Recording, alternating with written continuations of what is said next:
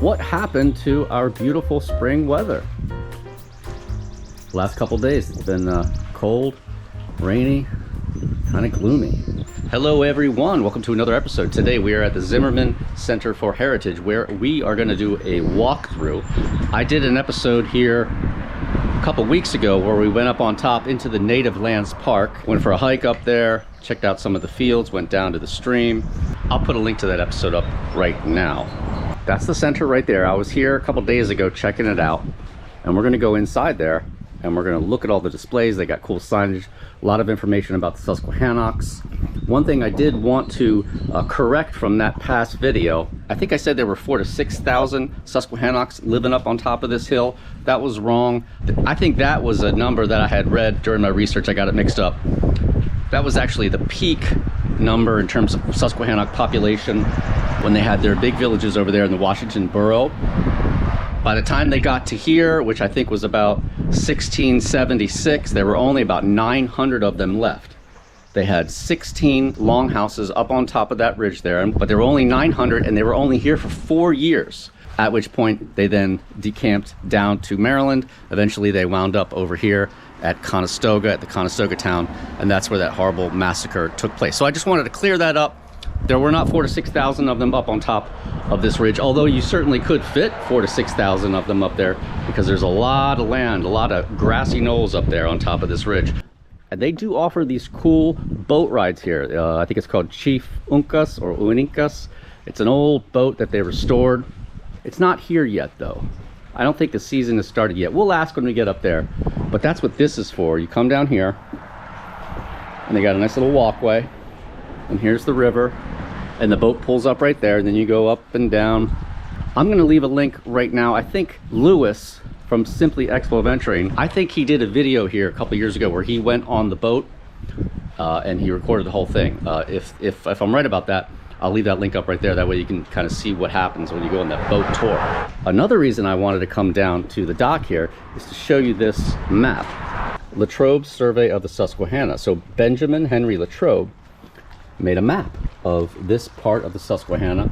In 1801, Pennsylvania Governor Thomas McKean appointed Latrobe surveyor and assistant to his uncle, Frederick Antes, as authorized by the 1799 state statute that provided for improvement of the lower Susquehanna. Latrobe and Antes represented Pennsylvania in a joint venture with the Susquehanna Canal Company. There used to be a canal that went along this side of the river, the York County side, the whole way from Wrightsville upriver, the whole way down to Maryland, where the Chesapeake Bay meets the river. So his uncle died in September 1801. Then Latrobe assumed control of the Pennsylvania portion of the project, working with his Maryland partners to clear natural obstacles for safe downstream navigation, surveying the river from Columbia to the Chesapeake Bay.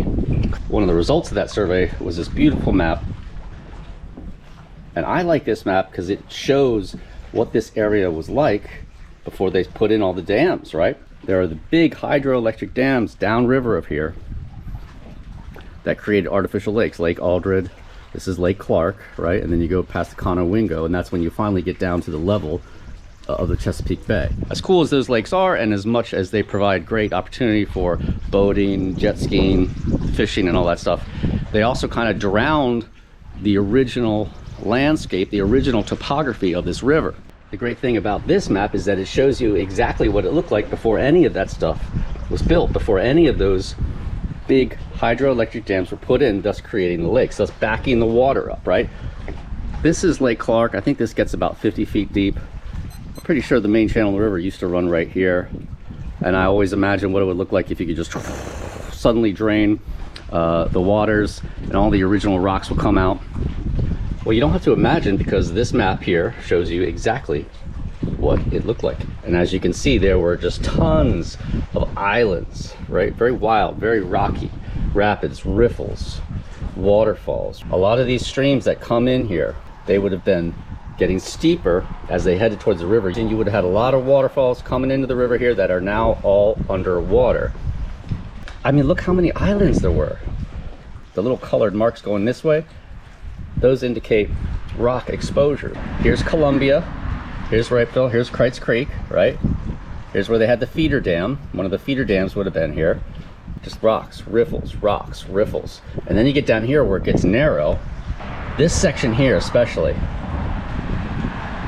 I would have loved to have been alive back here and go down and exploring this whole area. Yeah, the map continues after this point. This might be the state line. Bushy's Island, Bear Island. So right here, I think, this is Bear Island. This would have been the Chestnut Islands. I'll put in the link up right now. We did an episode where we went kayaking all around in these islands. And they're still there because they had quite a bit of relief. They weren't completely drowned. But imagine what they were like when the river ran free. It must have been just mind-blowing. And then you come down here. There's Palmer's Island, and then it comes right here to the head of the Chesapeake Bay. Latrobe's Susquehanna survey represents a rare profile of the physical features of a region just beginning to feel the impact of agricultural and commercial development. This landscape has changed drastically since he surveyed it, with 60% of the river below Columbia, Columbia's right up there, 60% of the river below Columbia now submerged by reservoirs from 3 20th century dams. One enduring feature is the historic Dritt Mansion, which is right behind us, now the Zimmerman Center for Heritage, which still stands as shown on Latrobe's map just below Tritt's Islands. Okay, here's Tritt's Islands. And there's a sawmill.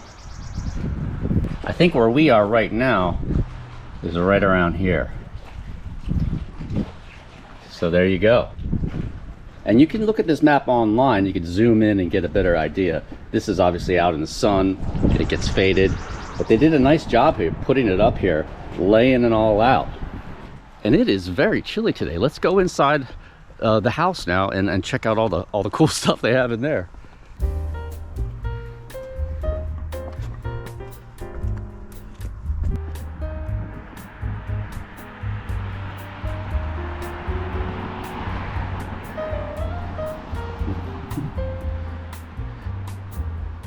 We were just right there at the dock, and here we have a big old chunk of what I think is the Conestoga limestone, maybe, I'm not quite sure.